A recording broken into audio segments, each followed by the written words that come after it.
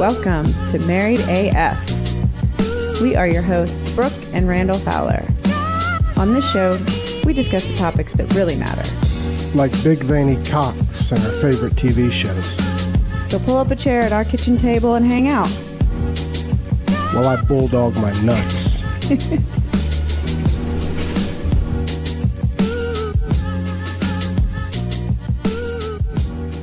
Hey everybody, welcome to the second Civilized Creatures Entertainment Network roundtable tonight. We got a couple of guests, new guests, not new to the network, but first time recording together. We have the lovely April and Brad from What's up? Conversation Hello. X. Welcome, guys. Hey, happy to be here. Couldn't miss the Tiger Woods episode, bro. Oh, yeah. And, of course, we got the podfather, John Buchanan from Unbelievably Stupid Podcast. Hey, guys. How's it going? So I know we've all been paying it. If you're alive, you paid attention and saw that Tiger Woods just won his 5th green jacket. And you don't even really have to be a golf fan, in my opinion, to have been moved by that. But I've seen a lot of stuff in the media where people refuse to root for the guy, and you don't even have to be a golf fan, just in life in general. And so I wanted to kind of bounce that around off you guys and get your thoughts on, for one, what you thought of his performance and whether you're a fan or not, and why you think people are such assholes when it comes to somebody getting their shit together and doing good. So, John, what do you think?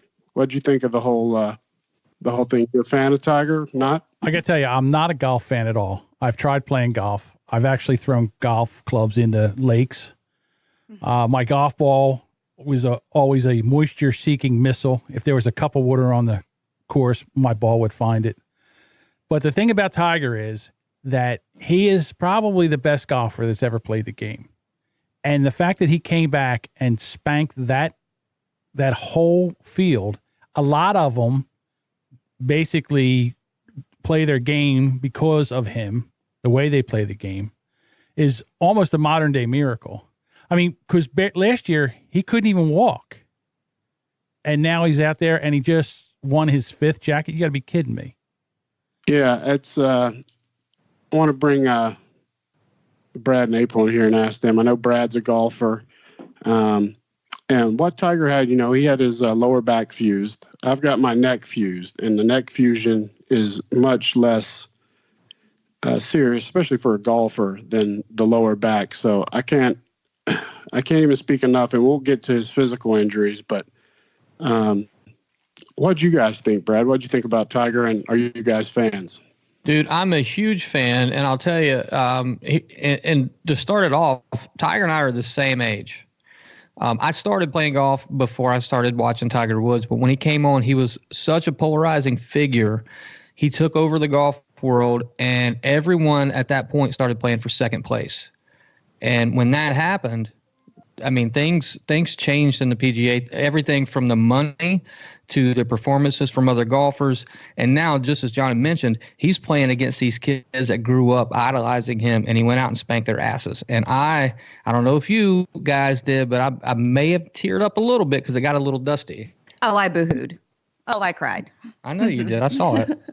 We were riveted. I watched every second of the Masters. I always do. To me, the Masters is probably, and I'm a football guy, but the Masters is probably my favorite sporting event on planet Earth. And By far, for me, the entire year, that's my favorite event.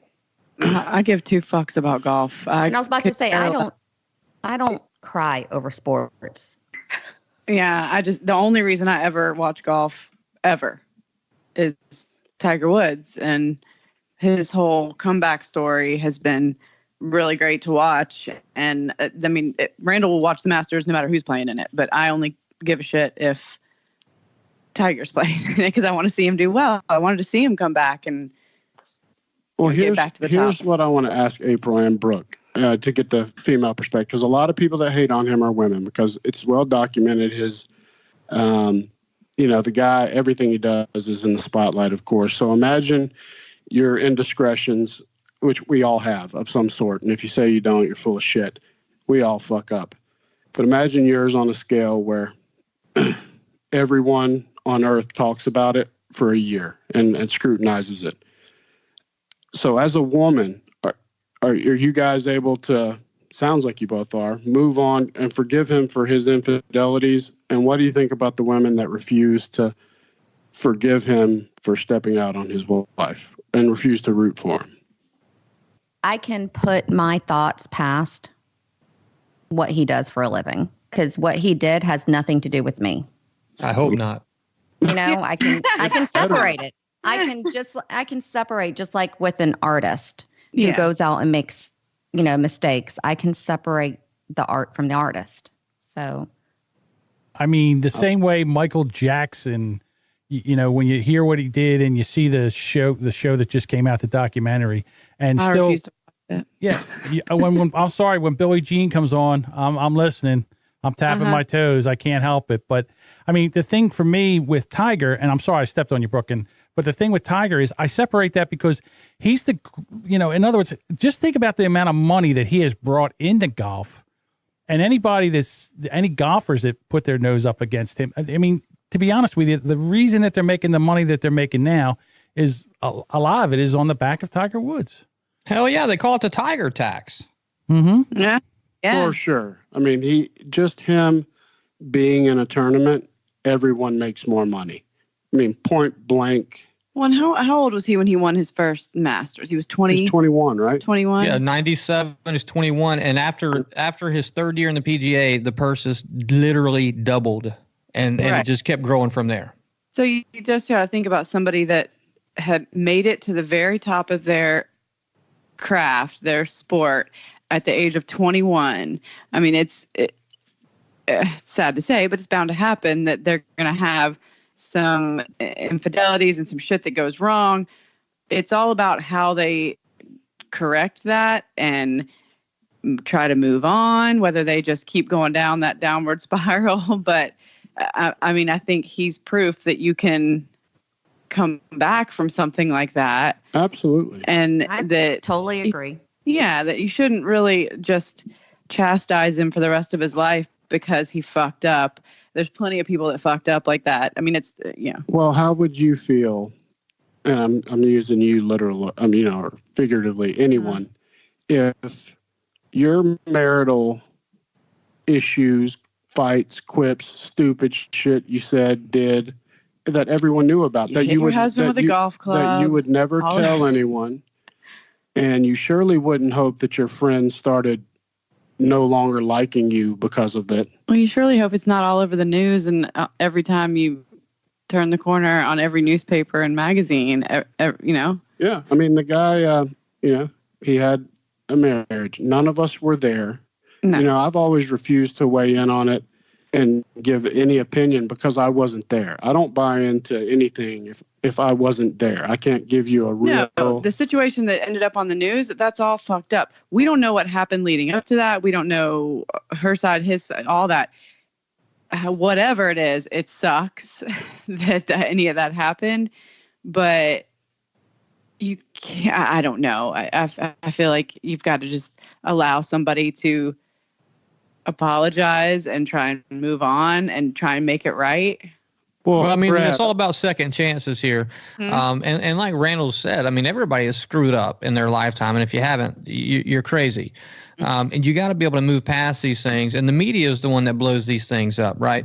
So when they go out and they start running their mouth and they paint the big picture for all of us to see. Now it's up to us whether, okay, are we going to sit on this or not? I've got friends of mine that refuse to root for Tom Brady, and I'm not a Tom Brady fan, and I'm sorry about that. But I know women that will not root for Tom Brady because they say he's a chauvinistic pig. I'm watching for the sport. I'm watching for the artistry. When Tiger Woods is on the golf course, he's not out there playing a normal round of golf. He is carving up a golf course, moving a golf ball in ways that nobody else can do. And that's why he went out there and won, because he had more experience than anybody out there at Augusta. Mm-hmm. We look at hole number 12. All right, for example. That was where he won the Masters. Uh-huh. He won the Masters right there. You had Tony Finau, and who was on the group ahead with Tony was, damn it, they both hit the ball in the water. Yeah. not Koepka. No, yeah, it was Koepka. So both of those guys hit the ball in the water, and then Francesco gets up there and hits the ball in the water, and Tiger's like, they must not know the wind swirls up there, and he fucking puts it on the green and moves on. Yep. You know, that's where experience won. Yep. He says, I'm going to put it up 40 feet away, and I'm going to two-putt. Yeah. Well, and it's not just his. Oh, go ahead. No, I was just going to say, take your par and walk away on that one. Well, hey, I want to hold you right there, Brad and Brooke, because I want to follow up with more about the actual golf part, but I want to ask John this question. John, what do you think it says about people in general that have that mentality where they just refuse to root for somebody completely or pull for them to do well? And that doesn't even have to be an athlete. It can be anybody in the world, based on a notion that's brought out by the media. Well, to be honest, what do you think it says about us? Well, I think it's just number one, it's jealousy. Okay. And then the second thing is, of course, you're going to put, I mean, the guy's 21 years old. I say this is all bad parenting.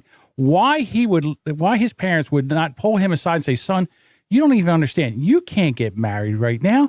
Bus loads of women are going to get off the bus and they're going to throw themselves at you. You're only in your 20s. You can't handle that. No man can handle blonde Swedish women throwing themselves at him.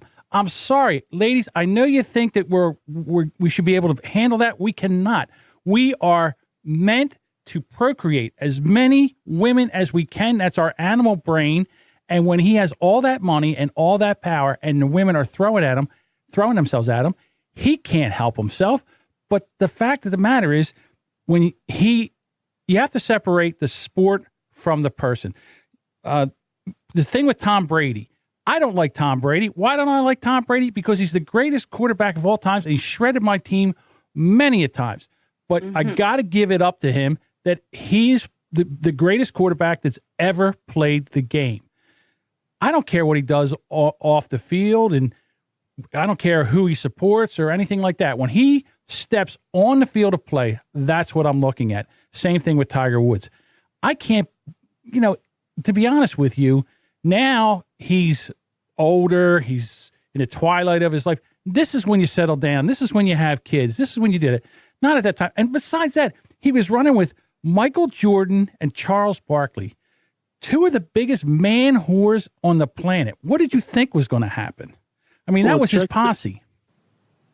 Well, that's a great point. And what I think is funny or ironic, and Brad and April, you tell me what you think if you agree, is people want to bring down successful people. It's just the normal thing. They want to, humanize them, bring them down to their level, whether it's the misery in one's company, all that.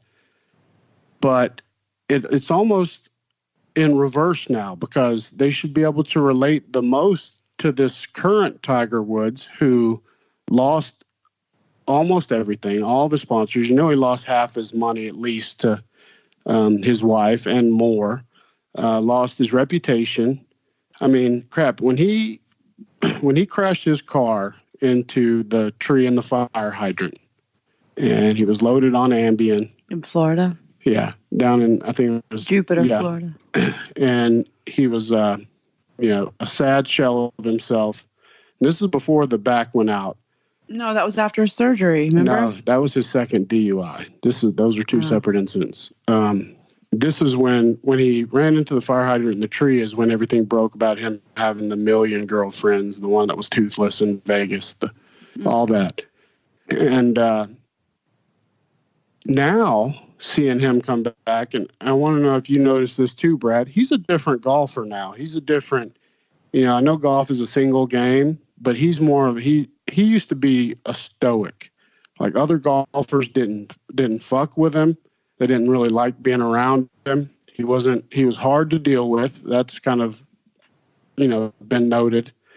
He's not like that now. This time, he looks like he's having the most fun I've ever seen him have. Have you noticed that, Brad?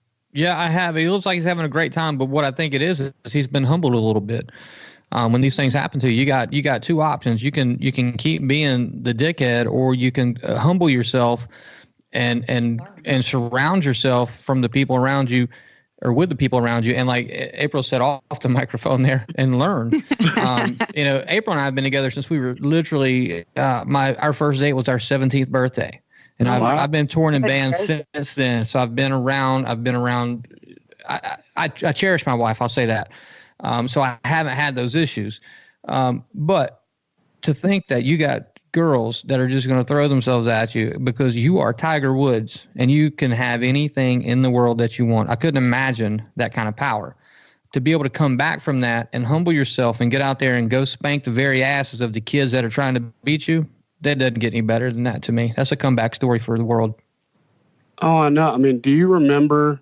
I don't remember what tournament it was, but when I just remember it because it almost made me like cry. Talking about East Lake this year? No, that was great. But I'm talking about when he went down on his drive from back spasms. Like that was kind of the end all be all. He had hit his driver, and I mean he tried to torque like old Tiger, and it looked like somebody shot him from Yeah, they had to help him off the golf course. And seeing a guy that was 21 in 1997, I was a senior in high school, and I watched that. And my mind was blown. And to see him go down like that and then struggle for years. I mean, I want to go through a quick little synopsis of his injuries all the way back to 2002. He's had his ACL of his left knee, orthoscopic surgery to repair his left knee again after the ACL.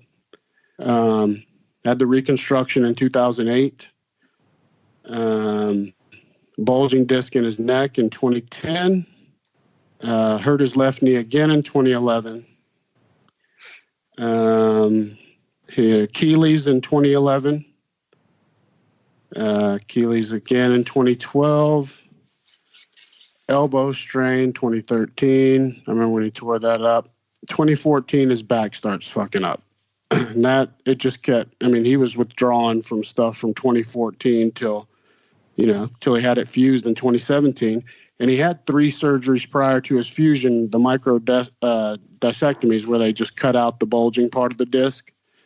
And those, of course, were temporary, unsuccessful. So the guy's been beat to shit, right? He's 42, right? 43. And don't forget, he won a U.S. Open after he broke his leg playing the U.S. Open. That's right. That is right. So you got... People don't put in Tiger for me was the first. I mean, I guess you go back to Arnold Palmer and them, but I mean, they were smoking cigarettes on the course. But Tiger was like the first athlete that of my time that was fitness fanatic, and you have to put a lot of that on his dad Earl and how he was brought up. But Tiger's trained like an athlete off the course for years, so his body. He might be 43, but his body is 70. I mean, for God's sakes. And what people I don't think give enough credit to is the fact that his golf game, to me, is completely different than the Tiger that I, of course, admired when he was 21. He's not the long ball hitter anymore. He can't do it. No, he can't hit it as far as the kids do, but he can go out there and carve it up and understand the game better than most do. And he's been through so many injuries and so much trial and tribulation to be able to come back from that. To me, I've never seen it before. And you're right, that when I first started watching golf, I mean, we're watching Ernie Els, Fred Couples, and that's not to discount those guys. But Tiger came in and changed the game, and he brought the masses with him. Have you, John, I want to hear from you about this because you talk about this a lot on your show.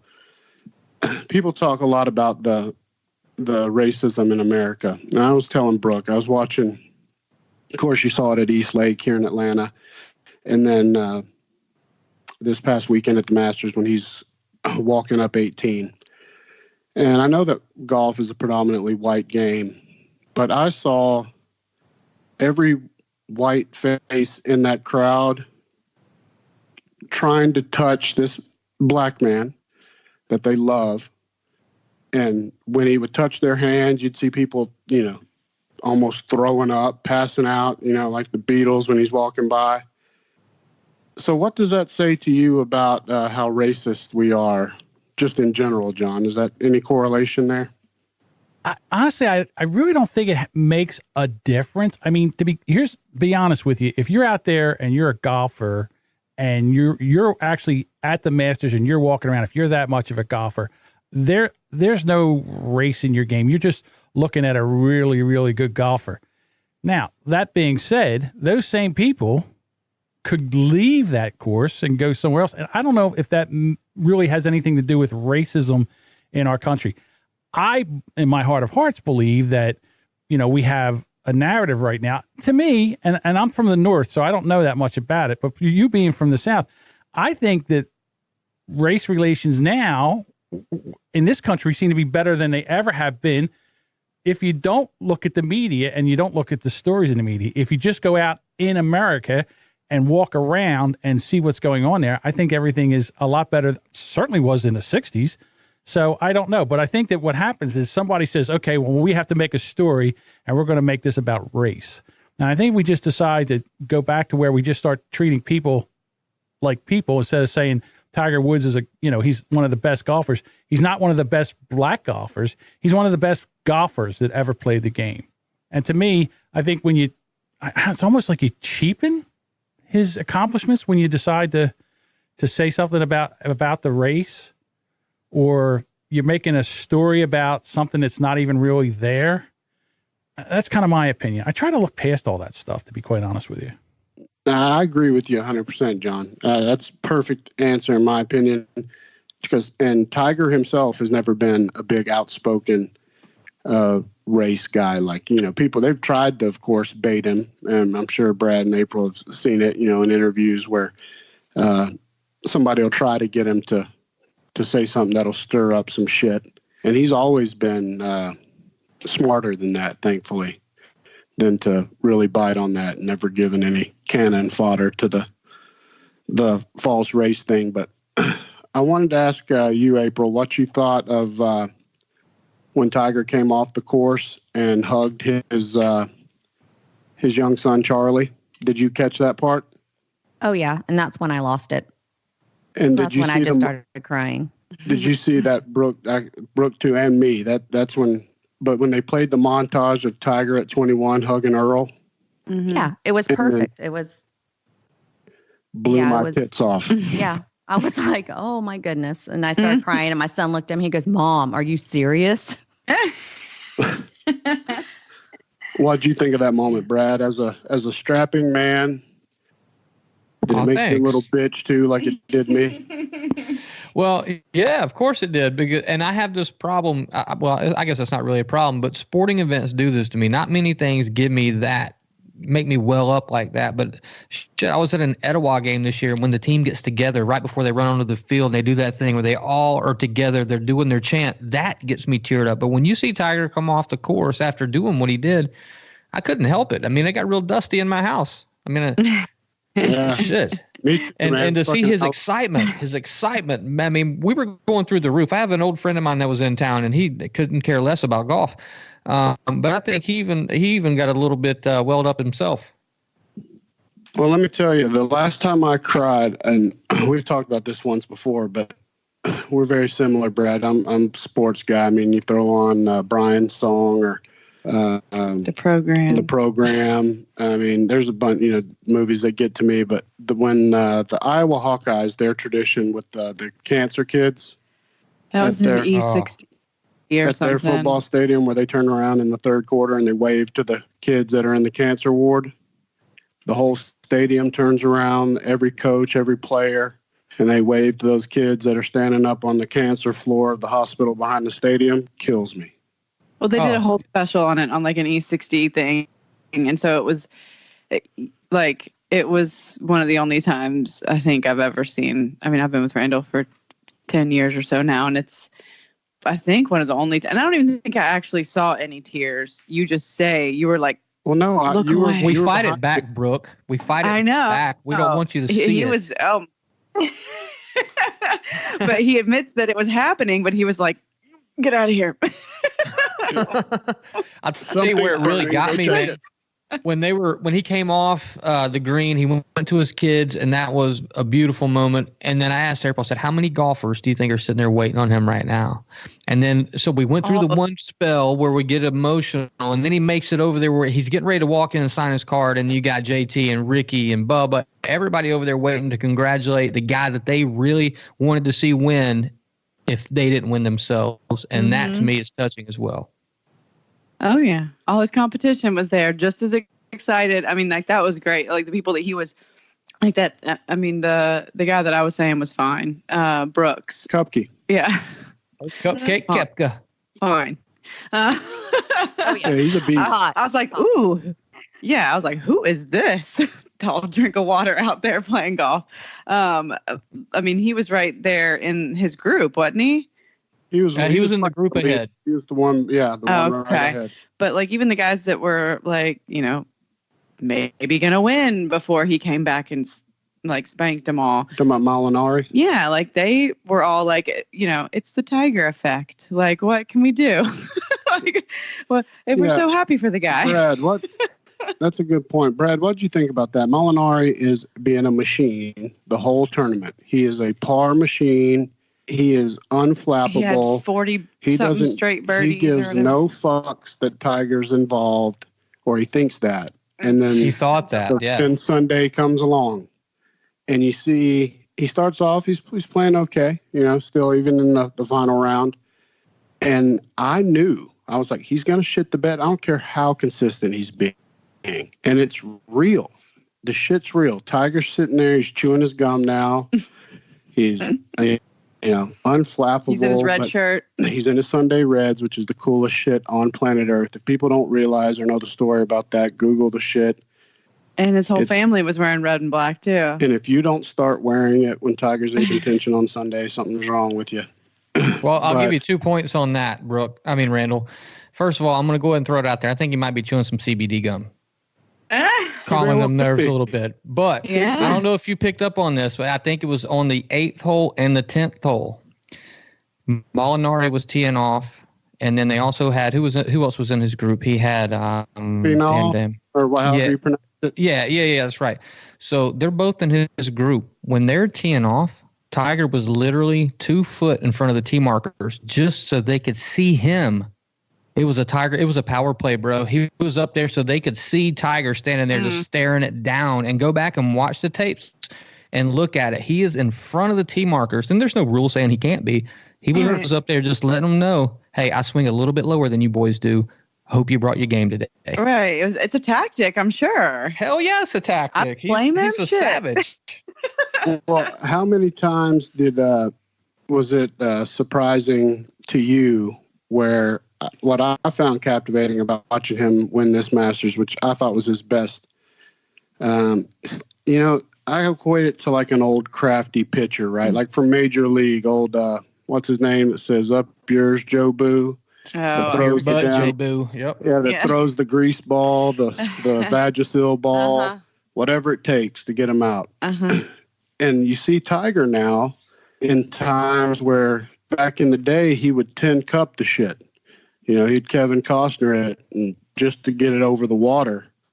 And now he's actually using his head, and I think using his caddy. La Cava.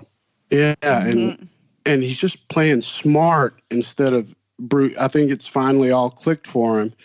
And I think if he stays healthy, people are in trouble. I just hope he doesn't overplay himself and he takes time between tournaments. So he the one thing he said before he went out Sunday is he had to stay patient. And he did stay patient, and he let Molinari make the mistakes. Because previous to that, Molinari was money. He went, 40, 50 holes. I think it was 50 or 51 holes without a bogey. Yeah, it was 50. And then when he hit that ball on the water on 12, Tiger saw a little bit of a crease, and he just started to press just a little bit. And then once he hit that ball on, it was 15 when he came off the limb and down into the drink, that was the end of the ball game. And Tiger said, okay, watch this. And he damn near hold it out on 16 from the tee box. Hey, I've got a question for John, and I want to get April's opinion too. Why won't Tiger just shave his head? John, what do you think first? Have you seen his horrible hairline? It kills me. The reason is because I feel it keeps his hat, that little bit of hair keeps your hat on a little bit better in a swing. I think if you have a bald head, it's too slick and slippery. And next thing you know, you take a swing, your hat kind of cocks crooked, and it takes your mind off your swing. So I'm saying the reason he doesn't, and the thing about it is, listen, I've sit there right now, and I'm not Tiger Woods, I'm not put myself on the same plane, but I'm sitting there, and I'm like, do I shave my head? Because I just about, it's so short now, I might as well shave it, and I just can't make that decision to go completely clean shaven. So I get it. It's a shame. April, should he shave it or no? I think you should leave it. Oh, God. Just leave it. He likes it. But he takes it. makes him look so old. Exactly. He's got his hat on. He's got his hat on. He looks freaking 33. And then he takes his hat off and he's 72. He'll look like Dave Chappelle. One part of him wants, to look good. The other, he's trying to keep for his mental status. I guess. I told Randall it's probably a superstition thing. I mean, it's because it's everything to the T, I'm sure, is planned out to that degree. Point. I just can't. I mean, I just don't. I've shaved my head since I was 20 because my hair. And I'm with thin. you. I think he should, but I think for him, it's probably part of his whole regimen. Like his hair has to be X centimeters long. Yeah, I think it's some of that. I could see that. Some of what John says for some guys, letting go is like. Yeah. I mean, I just did it so young. I have a different. A lot of guys have a hard time letting go. I mean, you know that. But here's my thing: the guy's got so much money. Why don't you just go get some hair? Get some hair transplants. Put some plugs in. Then you look like Donald Trump. None of that shit looks. That's not. I mean, that's not true nowadays. They do it so it looks so much better now than back in the day. They got a way of getting it done, and I think again, all that money, you should be able to get some hair, especially now. They should be better at that shit by now. Yeah, I would think that the Nike folks they've got some technology that's better than the hair club. They could have dry, moisture wicking hair. Right. Let's talk about the real crime that Tiger's ex-wife has half of his money, never hit a tee shot, never chipped out of a bunker, never sunk a putt, and she got all that Tiger money. Now, if that's not a crime. And it's hair, too. Yeah. Oh, but let me tell you, if anybody's scorned ex, she handled it better than any. I mean, she didn't. She could have destroyed it. We haven't heard a peep out of her. She's like, I'll take my money and raise our kids. Thanks. Bye. Their kids. Thank you for all of it. Uh-huh. Their kids are doing well. Yeah. Supposedly they're friendly. I love hearing that. You don't hear any garbage between the two. Yeah. And I would imagine that that's a big part of why he's been able to recover the way that he has. Mm-hmm. But, man, she was smoking hot. Yeah, she was. What a dum-dum. She was so hot and so sweet. I always say it's the whole thing about, why do I want a greasy burger when I got steak at home? Well, every night you eat steak, and every once in a while you're like, man, I could go for a greasy burger. But the thing is, all right, so now he's done this. Now, where do we go from here? Is he back, or was this a one-time thing? Is this his swan song? Yeah, Brad, what do you think for him? You think he's going to do okay at the Open? What's your what do you predict for Tiger? I think he's going to do just fine. I think there's a chance he can go out and win another one this year. I mean, he won the Tour Championship last year at East Lake. Yep. And when that happened, I mean, you saw the crowds close in like a sea behind him. I've never seen nothing like it. Dude, me and April were over here boo-hooing. I mean, not me really, but I was just kind of tearing up. But I mean, I never seen anything like that. And then for him to come back and win the Masters in my foursome for the fantasy golf within our neighborhood, I did not pick him because I just didn't think it was going to happen. And he goes out there and schools this thing. And now after watching it, I don't have any doubt that he can go out there and do it on any of these opens or the British Open, the U.S. Open, and then we've got the PGA Championship. He's got a chance to go out there and compete with these guys every weekend. Now, will he get it done? It remains to be seen if his body can hold up, but he's not playing more than 2 weeks in a row at a time. Yeah, I like that. And here's why I think, my opinion, is why he's deadly right now for probably the next year, is you can't give an assassin their confidence back if you want them to stay down.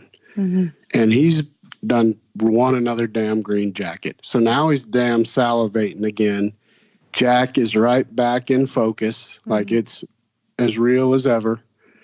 And he just won not only the Masters, not only his first major in 15 years, but he beat a group that played their asses off. It was a leaderboard of the best of the best. It was, there's 6 of the top 10 players in the world were in the top 10. It wasn't like there was a ragtag group this year and scores were shitty and he lucked up and fell into a win. He battled the best of the best this year. And if you don't see that, then you don't know anything about fucking golf and sports. Oh, he beat them. He didn't. Nobody went out there and lost the tournament. He went out there and won the tournament. Oh, agreed. And there's no excuse. Like, people are looking for excuses, like, a lot of the journalists that put their foot in their mouth, the Skip Baylesses and everybody that said he was done, he'll never win again. He's a former golfer, not a real golfer. And they're having to eat some crow now. They're trying to throw out an excuse. There wasn't a single excuse at this Masters for why he won. Now, here's my only piece that I'm skeptical about, and I'm not skeptical. I just hope, and I do think he's smart enough and surrounded himself now with people that have his best intentions at heart, and he's been humbled.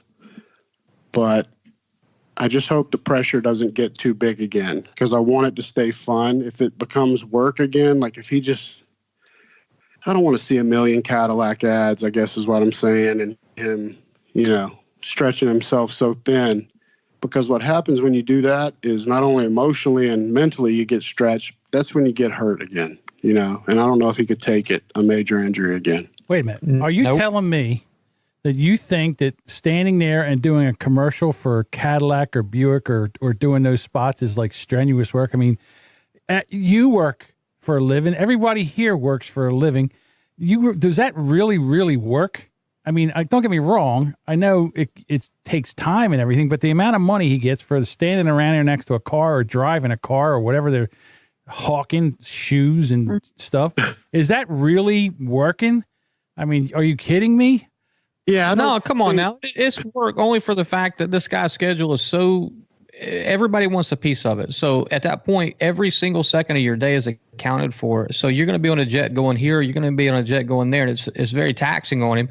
And I'm not saying, you're standing around there like digging a ditch or anything, but I think the time demands and the demands from media and things like that definitely take a toll on somebody's mental capability to do anything. And then at that point, that's when you start to stray a little bit.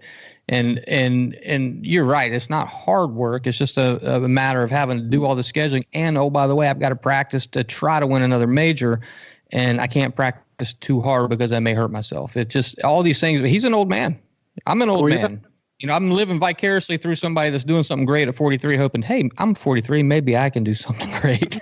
Well, see, and I have exactly, I agree 100% with Brad right there. But what I'm talking about with the work is a total different thing. I'm talking about the weight of the world of more sponsors on him to win. If Cadillac comes back hard and all the new, which is going to happen, new Nike ads, then he starts, I've got to win. I've got fucking T-Mobile. I've got damn, Verizon. I've got damn. You can't have both. I know, but somebody, all these, they're back on board. Now I have to be old. You know what I'm saying? Like, it's the pressure, not so much the work. He's already got FU money. He's got FU money. Saying. He doesn't need this. Keeps it small. Be like, you know what, bitch? I'm just going to win the $10 million a tournament and keep Nike, do some shit for them. But you got to keep that tag. Was it tag or Rolex? You got to keep that watch sponsor though. Yeah, that's true. And I mean, you can keep Cadillac. I'm just, you know what I'm saying? It's more of a. I wonder how much money he gets from Nike every year. It's free money. It's just, it's like when you walk in, you sweep it up. It's easy work. I mean, anybody with a Google Calendar can, you know, schedule it out. Hey, listen, this is when we're going to do it. Okay. You know, you don't just take too many. You tell them that if you're going to be a spokesperson for that, they're coming to you. You're the draw. He can write his own ticket. I mean, I wouldn't worry about that. To me, I would have, you know, I'd be doing acupuncture, everything for that back to keep that back loose and limber, and you know, yoga, whatever he's got to do. That's what I'd be doing. Well, did you hear, John, that, and you may not have, because I don't know how much you watched of the coverage, but his schedule during the Masters, he was getting up every morning at 3:45 because that's when he has to start stretching and getting warmed up just to be able for like a 9 o'clock to tea go time and or walk something. and play 18 holes of golf. Yeah, it's what happens when you get old. You know, Brad, you crack me up. You're sitting there. I'm 43. I'm 57. Okay, you know, I get up in the morning and it's for me just to move my legs around and stretch my back out just so I can get up and make it to the bathroom before I wet myself. That to me, I mean, when you get to that, come call me. But I'm just, you know, but I do get the idea of him getting up and stretching and limbering and doing all that. But he's only got to do that 5 days or, you know, for whatever to get ready for the tournament. And now it's over. I'm not saying he doesn't do that now, but he can back down his training and still get ready for the next tournament. He can pick and choose what he wants to do. He doesn't have to be the Tiger he was. He's never going to be the Tiger he was, but he still can be the Tiger that the sport of golf needs. And it also can, again, you know, the tide raises all boats. He's good for the sport. Right. I don't care what anybody says. Yep. And you hit on a point right there, and that was 100%. And if he can just pick and choose where he wants to go, of course, we would all love to see him play every weekend, but that can't happen. And so we'll get him a couple of weeks out of the month, and I'm cool with that. Yeah, me too. Well, guys, I want to do something before we wrap this thing up. I want to do. I kind of want to reintroduce. We talked about Conversation X, but I want to give Brad and April a chance to kind of tell everybody what exactly their show is about, what got them into podcasting, what do they like about it, what do they hate about it, and go from there. Man, we just started. I listen to a lot of podcasts to start with because I travel a lot, so I'm always listening, and it's engaging to me because I'm not trying to flip through music and things like that. I can drive 7 hours and listen to a couple of podcasts, a couple of long ones, and stay engaged and stay between the lines. And Jason and Casey are friends of ours that we've known. Hell, we went to middle school together, and we generally have some cool discussions based upon music and things like that. And we started kind of tinkering around with the idea, you know, the 90s really did shape who we are in our 40s. And that's really what started the plateau for us to do this. And it's kind of, I'm not going to say outgrown that because you can only talk about so many things from the 90s and we still go back to that.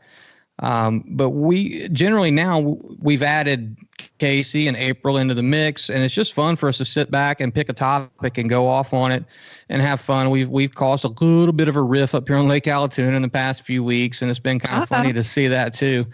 We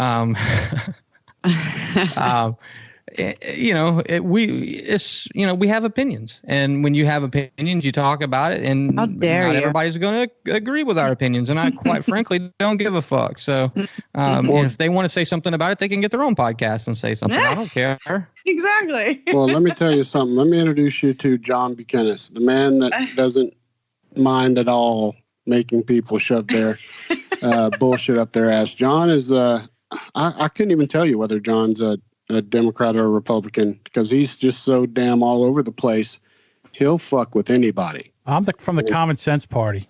I want common sense. That party. Yeah. Mm-hmm, me too. Yeah, but so what kind of advice would you give him, John, about upsetting people? Because you've definitely pissed plenty of people off with your opinions over the years. Don't care. All right. You know what? Here's my thing. If you listen to my podcast and I've upset you or made you mad, it's real easy. You're not allowed to listen anymore. All right. Go listen to another podcast. Again, there's a play button and there's an off button. All right. And I'm going to do this is what I love. I love podcasting because the fact of the matter is I'm going to find my people. My people are going to gravitate to me. And if you don't like what I do, then just shut the button off. You just hit the off button and never come back again. And I'm fine with that.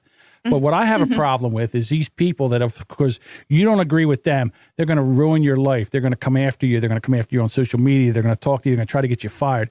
These people I would like to burn at the stake, to be quite honest with you. Yeah, that shit drives me nuts. So for me, I started podcasting in 2012. I love podcasting. I love the whole, getting the message out. I'm a part of 4 podcasts right now.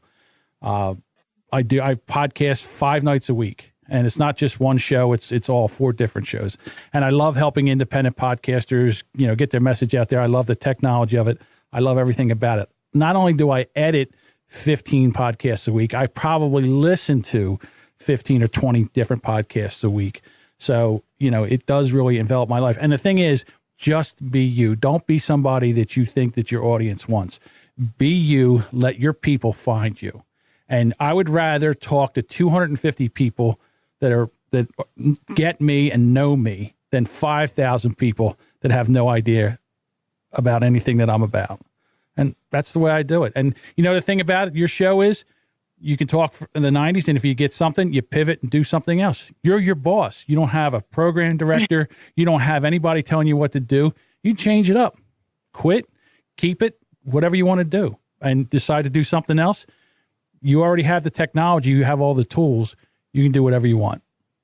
Oh, we can pivot, bro. We pivot all the time. I know. I listen. Well, April, what do you think of podcasting? Do you still love it? Does it ever piss you off? Have you and Brad had any little blowouts over podcasting yet? Any arguments? No, not really. I like it. The only reason why I started talking was because I was throwing in my 2 cents while they were podcasting. And you couldn't hear me. And he's like, if you're going to say something, get on the microphone. I remember that. So I started doing passing that. Through the room like, oh, you guys are idiots. Yep. Yep, exactly. That's exactly how it went, bro. So my thing I'm is... married too. So my I'm thing like, is... I don't agree with you. That's not right. So I listen to the show, and then I'm listening, and then I hear April in the background. I'm like, what is she saying? Someone please tell her to get on the mic. Thank you. And I kept saying the same damn thing. And you know what? Now we kept buying some Shure SM57s or 58s, whichever the ones have the cones on them.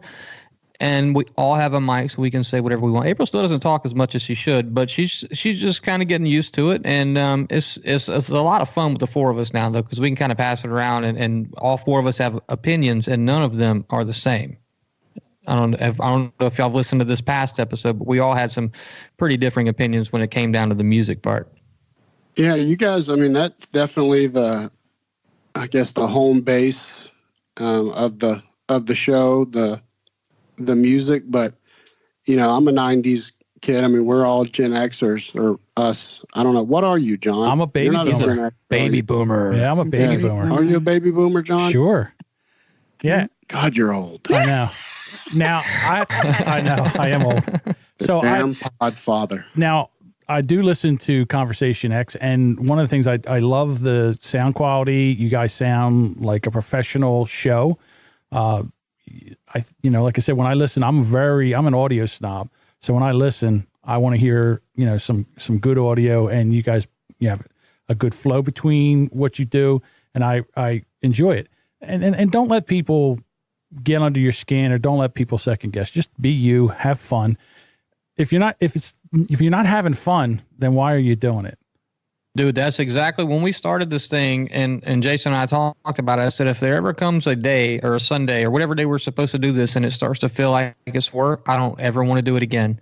And I didn't know how that was going to go. And once we started, I started to really get hungry for it and wanted, keep doing it. So, we haven't had that happen yet. And, we're a little over 6-7 months in now. And then I don't know, we really enjoy doing it. I don't really give a shit what anybody has to say. Whenever we had the flack from a certain restaurant owner down here at the lake, and Jason calls me and says, I think I'm going to call him. Do you think I should do it? I'm like, no. An idea that is. No, you just like, no. Who would that be, Brooke? I bet you couldn't tell me. I'll tell you what I do is I put them on blast.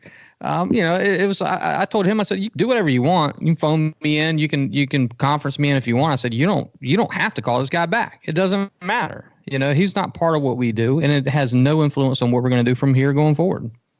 No, he's got 6 people he influences probably. No. Hey, by the way, we got 120 followers, 131 followers now on Twitter now, guys. Not 98 anymore. We broke 100. We're gonna grow that shit, because I've said it for months now since I started listening to your show. Is when it catches and people start like following the social media of you guys, the show is going to blow up, because it's a great show.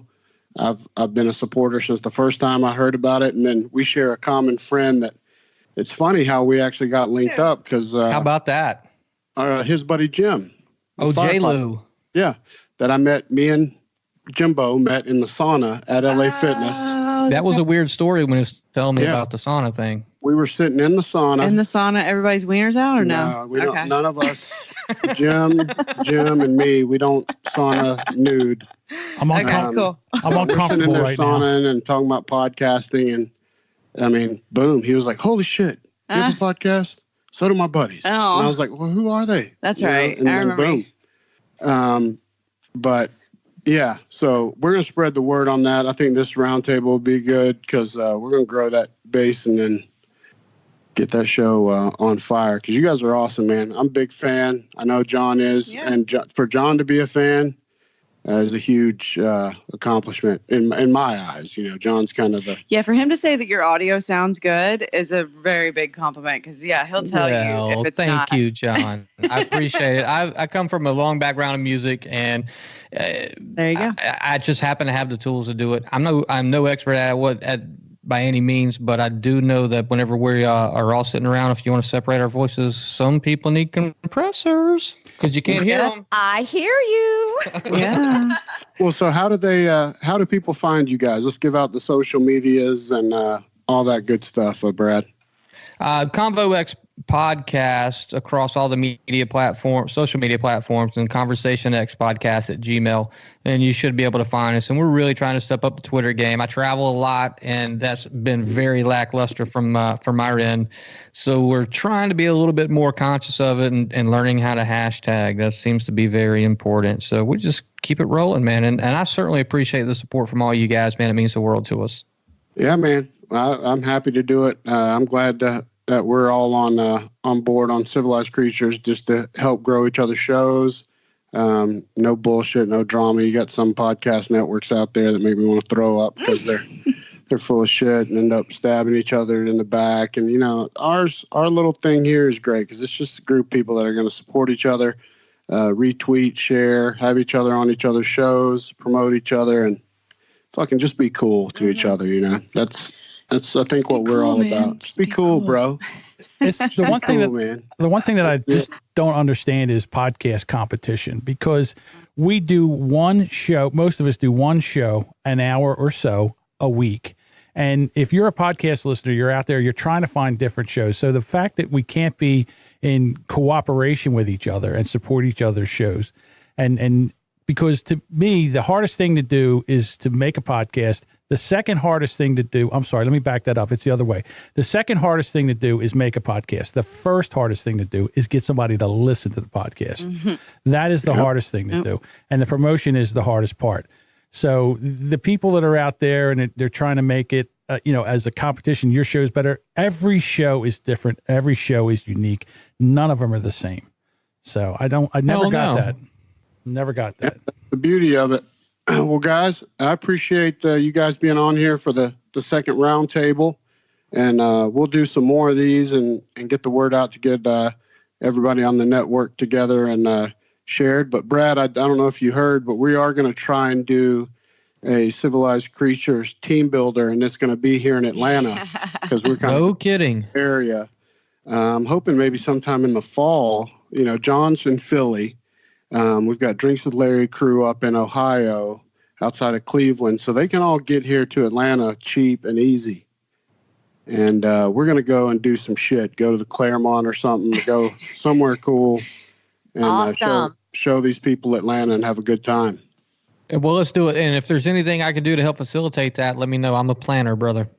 Absolutely. We will have, I promise you'll be in the loop. But for everybody else out there, follow Conversation X. You heard all the socials. Check them out. I'm telling you, you won't regret it. You know John at Unbelievably Stupid Podcast. That's unbelievably pod on all the socials. Just unbelievably pod. And who are we, babe? Married AF. We're Married as Fuck on Twitter, Married AF Podcast on Instagram, and Married AF Podcast on Facebook too. Yep. So that's it, guys.